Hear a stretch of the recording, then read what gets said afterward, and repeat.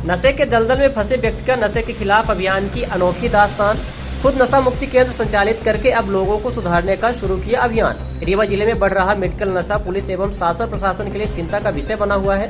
नशे की चपेट में आ रही युवा पीढ़ी को लेकर जहां समाज चिंतित है, वहीं इसी नशे की चपेट में आने के बाद एक ऐसा व्यक्ति जिसने नशा छोड़कर नशे के खिलाफ ही अभियान छेड़ दिया है और आज खुद नशा मुक्ति केंद्र खोलकर लोगों को सुधारने का प्रयास कर रहा है। आइए जानते हैं क्या है इस नशे की दुनिया की हकीकत और क्यों लोग इसकी चपेट में आते हैं, क्या होती है ऐसे लोगों की आज नशा बढ़ रहा है और आप इसके लिए काफी समय से काम कर रहे हैं, तो किस तरह से लोग आपके पास आते हैं सुधार गृह में और कैसे आप उसको डील करते हैं? देखिए, मैं खुद एक स्वयं एडिक्ट रह चुका हूँ, एक नशा पीड़ित रह चुका हूँ। आज मैं 20 साल से रिकवरी मेंटेन कर रहा हूँ और जिस तरह नशे का प्रभाव रीवा में है और किस तरह उसके फैमिली को क्या असर पड़ता है नशे की वजह से, समाज में आर्थिक सामाजिक सब रूप से, तो हम उसमें कार्य कर रहे हैं कि उसका ट्रीटमेंट करते हैं, प्रोसेस करते हैं, कि उसका मेडिकल प्रोसेस करवाई जाए, ट्रीटमेंट करवाया जाए, उसकी काउंसलिंग करी जाए, उसको उस तरह से रखा जाए कि जिस तरह वो ठीक हो पाए।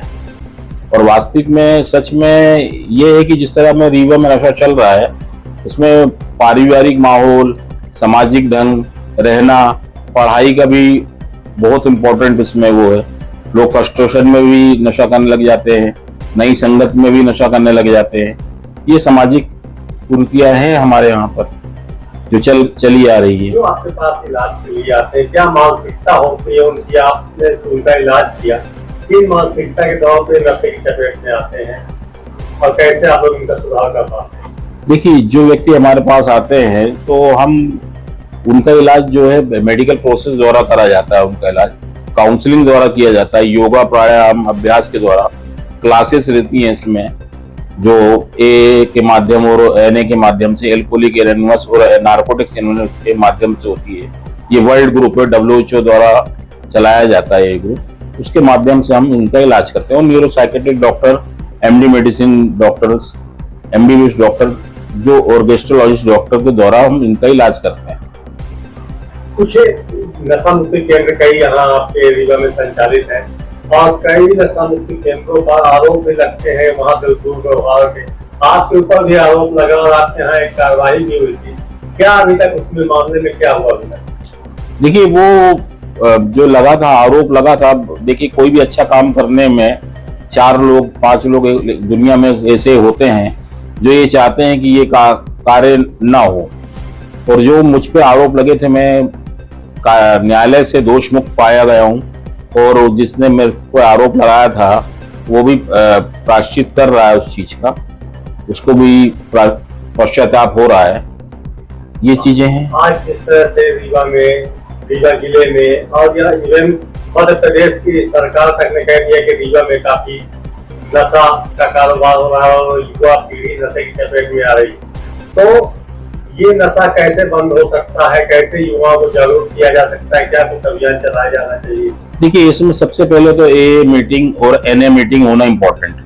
AA मीटिंग एल्कोहलिक एनोनिमस की रहती है जो शराब के लिए रहती है, और नारकोटिक्स एनोनिमस जो होता है वो अफीम, brown sugar, codeine cough syrup, opium से बने प्रोडक्ट के लिए होता है। तो ये होना इम्पोर्टेंट है। इसकी कोशिश के लिए मैं लगा हुआ हूँ अब कोशिश में कि जल्द से जल्द रीवा में ये चीजें उपलब्ध हो जाए, मैं इसी पे लगा हूँ। और परंपरागत रूप से लोगों को बुलाना, उनको जो पीड़ित हैं उनको एडमिट करने से पहले उनकी काउंसलिंग इम्पोर्टेंट है, क्योंकि अपनी स्वेच्छा से अगर व्यक्ति आए तो उसको वो बहुत जल्दी ठीक होता है। आपको ये लत छोड़ने में कितना समय लगा, क्या कठिनाइयाँ आती है, कैसे आप इस लत में पड़े थे, थोड़ा अपने बारे में बताएं। देखिए, ये लत में भी समय रहता है, थोड़ा पैसा किसी के पास रहता है, किसी के पास नहीं रहता, संगत रहती है, दोस्तों का चाल चलन के साथ में, माहौल के साथ में जिस तरह अपन रहते हैं, उसके कारण ये सब चीजें होती हैं। फ्रस्ट्रेशन भी होता है, आदमी पढ़ना चाहता है, वो पढ़ाई नहीं कर पाता, वो अलग चीजें, बहुत सारी चीजें होती है। आजकल गर्लफ्रेंड बॉयफ्रेंड वाला ये सब चल रहा है, उसमें भी किसी की पत्नी की अनबन हो गई, पति पत्नी की, तो उसमें भी आदमी नशा चालू कर देता है। बहुत ही समय तक आपने नशा मुक्ति केंद्र का संचालन किया, कितने बच्चे अभी हैं जो नशा छोड़ चुके हैं आपके यहाँ आने के बाद? देखिए क्या है इसमें मेरे पास कम से कम 500 से 600 बच्चे आ चुके हैं या उससे ऊपर ही आ चुके हैं। कई लोग हैं जो आज नशा छोड़ के बैठे हुए हैं और क्या नाम है अपना वर्क कर रहे हैं, अपना काम कर रहे हैं। और इनमें क्या है, इनको अपन ओपन नहीं कर सकते।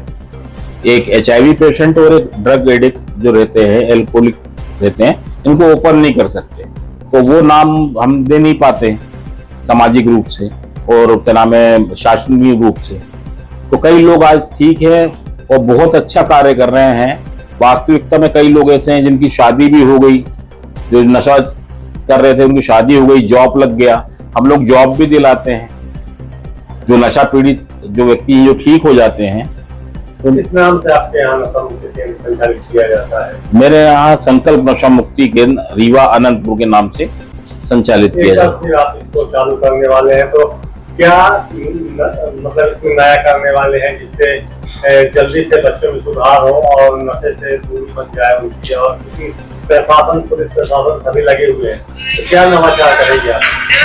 इसमें मैं प्रशासन का जो प्रोग्राम चल रहा है उसके साथ हम भी सहयोग करेंगे और अपनी तरफ से भी हम पूरा सहयोग करेंगे कि रीवा में और पूरे मध्य प्रदेश में नशा छूटे। और क्या नाम है जल्द से जल्द हम इसमें मीटिंग्स रखने वाले हैं कि जी क्या नाम है कि काउंसलिंग की फर्स्ट स्टेप में कि काउंसलिंग करी जाए पहले उसकी मरीज की, नशा पीड़ित की।